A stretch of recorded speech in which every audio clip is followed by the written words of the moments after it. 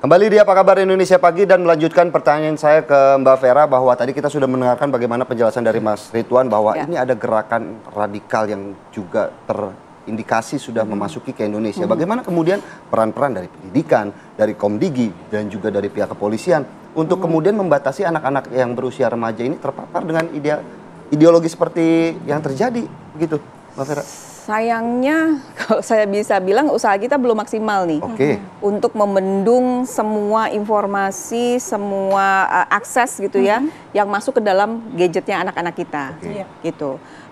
Memang tanggung jawab utama adalah di orang tua untuk memberikan pendampingan, tapi semakin kesini semakin terlihat orang tua juga kewalahan, orang tua juga butuh bantuan dari pihak yang wewenangnya lebih besar gitu ya. Karena memang anak remaja tadi saya sampaikan remaja kan mengikuti emosi gitu ya, dan mereka masih dalam usia yang dimana mendobrak semua nilai-nilai yang pernah dia tahu gitu ya. Apa iya sih misalnya gitu ya merokok itu tidak bagus, aku coba gitu ya. Jadi dia ingin membangun nilai-nilainya sendiri. Nah ini lingkungan ya contoh lingkungan terkecil ya, keluarga, orang tua gitu ya, kadang tidak memahami apa yang terjadi. Jadi ketika anak remaja misalnya membantah, membangkang itu, menjaga jarak gitu ya, orang tua juga akhirnya ya udahlah gitu ya, terserah deh gitu ya. Karena kamu susah dijangkau ya udah kami berhenti menjangkau. Nah sebenarnya itu tidak, jangan sampai begitu. Gitu ya, karena nanti akan menciptakan kebutuhan-kebutuhan emosi yang kosong yang anak tidak dapatkan di rumah, sehingga dia cari di internet, cari melalui gadgetnya, sehingga paham-paham seperti yang tadi dijelaskan oleh Mas Ridwan itu bisa dengan gampangnya masuk. Karena seringkali anak-anak ini sangat tergoda dengan yang berbau isu dengan berbau kebebasan gitu ya, beda dari yang lainnya, terus terlihat punya power gitu, dan kamu dan dia pikiran apapun, perasaan apapun yang dia punya itu pasti diterima gitu. Mereka akan bilang, oh wajar kamu segitu, orang tua kamu aja nggak mengerti, teman-teman kamu aja yang jahat.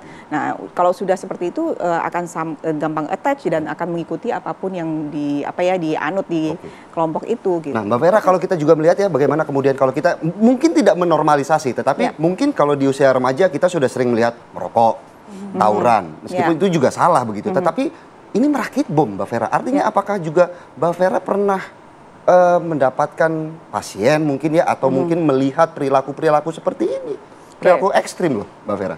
Kalau ini saya belum pernah ya, terus terang ya, ada anak-anak yang datang ke tempat praktek yang memang berniat untuk menyakiti orang lain gitu ya. Kebanyakan adalah menyakiti dirinya sendiri gitu kan ya. Nah ini kan tadi balik lagi ke referensi-referensi yang dia lihat di sekitarnya seperti apa gitu. Kalau ada orang atau ada pihak-pihak entah input dari mana yang meyakinkan dia bahwa you can do something about it gitu ya, kamu bisa melakukan loh, kamu bisa bales, kamu bisa tunjukkan siapa diri kamu, ya udah itu akan diikuti. Berarti sebenarnya dia tidak bisa sendiri, ada yang orang di balik itu yang pengaruh-pengaruh ya, pengaruh-pengaruh dari tadi pertama saya sampaikan, apakah memang dia terbiasa dengan melihat kekerasan ya, terbiasa melihat kekerasan itu apakah dari kehidupan sehari-hari di rumah atau dari game yang dia mainkan atau video atau misalnya chat online tadi Discord dari Mas Ridwan sampaikan, itu juga bisa sangat berpengaruh.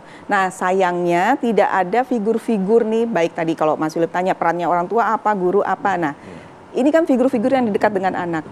Nah, tidak ada figur yang bisa masuk untuk jadi filter. Sesimpel untuk jadi teman diskusi. Tadi saya sempat sebutkan di awal prefrontal cortex-nya belum berfungsi optimal. Nah, sebenarnya si prefrontal cortex itu kan tugasnya adalah memaparkan pilihan yang ada. Oh, kamu dibully teman kamu. Oke, itu sangat menyakitkan, yes. Oke, sekarang kita bahas pilihan apa saja yang bisa kamu lakukan beserta konsekuensinya. Itu tugasnya si prefrontal cortex. Nah, idealnya adalah orang tua, guru bisa mengambil spot itu. Gitu. Nah, seringkali yang kita temui adalah, yang saya temui di tempat praktek adalah orang tua seringkali langsung cut aja gitu ya. Jadi kurang sabar untuk berdiskusi sama anak. Mereka pasti bilang, ya udahlah kamu cuekin aja kalau teman kamu bully kamu, atau kan lapor guru, sesimpel itu. Padahal kan yang menjalani dari hari ke hari tidak sesimpel itu masalahnya. Ada gitu efek mental health yang mungkin dirasakan dari anak tersebut. Jadi diskusi ini penting. Oke, pilihannya apa yang bisa kamu lakukan? Lapor guru. Apa konsekuensinya kalau lapor guru? Didiamkan saja. Apa konsekuensinya? Itu kita bantu. Oke, kamu datang ke sekolah untuk menyakiti teman-teman kamu, itu apa konsekuensinya? Itu termasuk juga dibahas. Sehingga si anak ini juga ada waktu, ada jeda untuk cooling down, untuk meredakan emosinya, dia mendapatkan support yang tepat gitu ya, dukungan yang tepat dari lingkungan, bukan dari orang-orang yang memberikan pengaruh justru malah dia melakukan sesuatu yang negatif. Gitu. Saya mau ke Mas Ridwan. Mas Ridwan ini kan merakit bom, kemudian Anda tadi mengatakan bahwa ada indikasi paham neonasi atau radikal yang masuk melalui mungkin internet yang diakses atau mungkin ada dari lingkungan sekitar. Apakah itu tidak bisa dideteksi? Karena kan Mas Ridwan saja mengetahui bahwa ini sudah masuk ke Discord nih. Ya, memang ini satu gerakan baru ya di ranah kontraterorisme di Indonesia.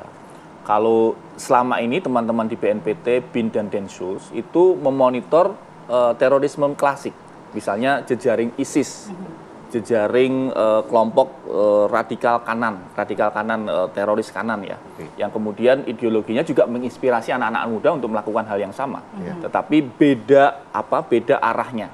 Nah, saya kira malah ini menjadi alarm tanda bahaya. Moga-moga ini yang terakhir dan ini harus segera dilakukan semacam patroli cyber yang cukup intensif.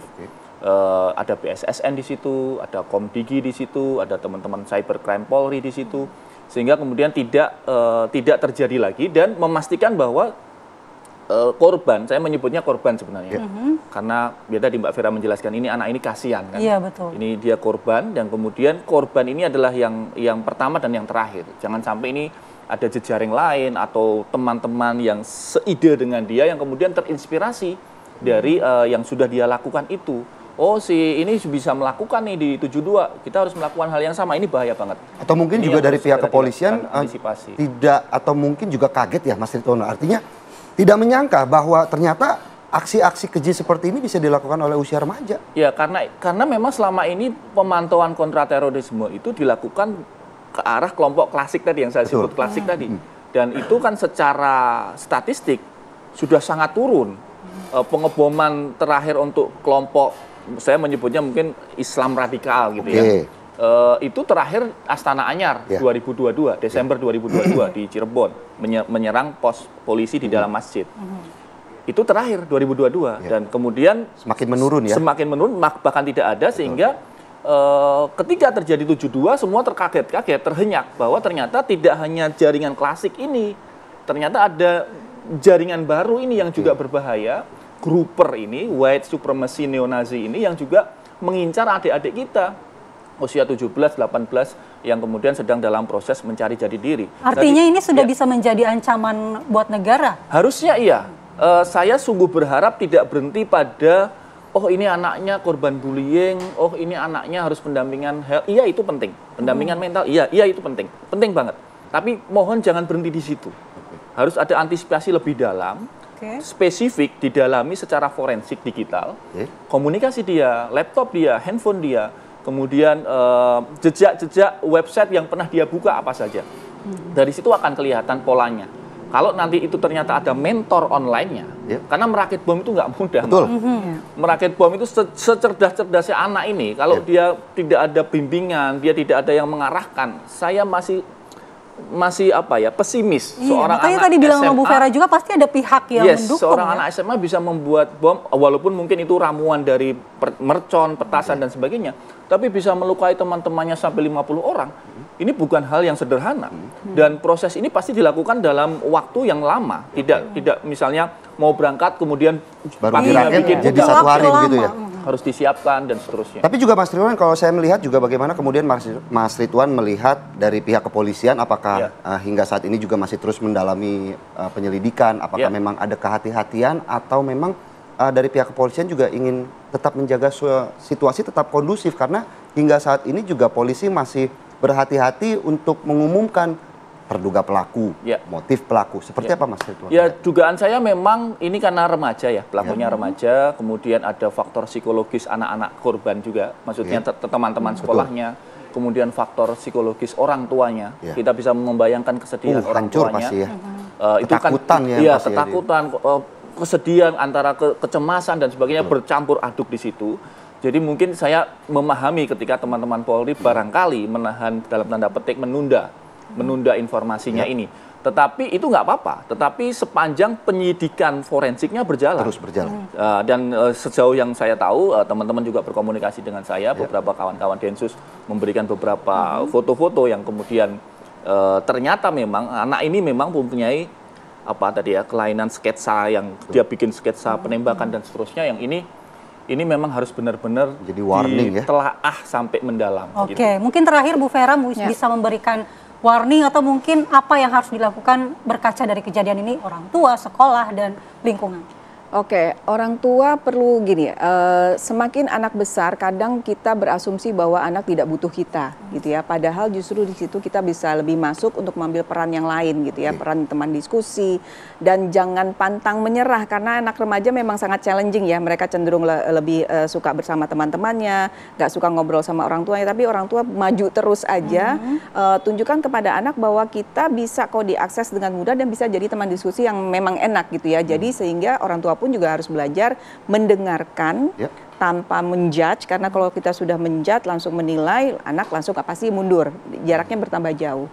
Nah di sisi sekolah juga diharapkan, nah ini ya, beban akademis, beban administrasi yang dibebankan pada guru itu mungkin bisa dievaluasi ulang sehingga guru juga bisa lebih hadir, lebih mindful mendampingi anak-anak di sekolah. Bisa lebih dekat dengan murid-muridnya begitu ya. Jadi fokusnya adalah bukan hanya menyelesaikan administrasi, menyelesaikan memberikan nilai target begitu ya. kurikulum dan sebagainya, tapi juga memperhatikan bahwa anak didik ini juga ada aspek-aspek lain yang perlu diperhatikan. Karena kalau tidak dapat di rumah, paling nggak dia bisa dapat di sekolah. Ada orang yang mau mendengarkan dia. Baik, terima kasih Mbak Vera, Mas Ridwan untuk penjelasannya. Tentunya kita berharap bagaimana kasus ini tidak membuat para pelajar lainnya untuk juga takut kembali bersekolah, mengenyam pendidikan, karena ijazah itu penting, Andi Kumala. Iya, karena apalagi kalau kita punya ijazah yang asli itu penting banget, ya kan, supaya tidak bermasalah di kedepan harinya seperti yang kembali ramai. Iya, di mana Polda Metro Jaya menetapkan 8 orang sebagai tersangka dalam kasus ijazah Jokowi. Sesaat lagi.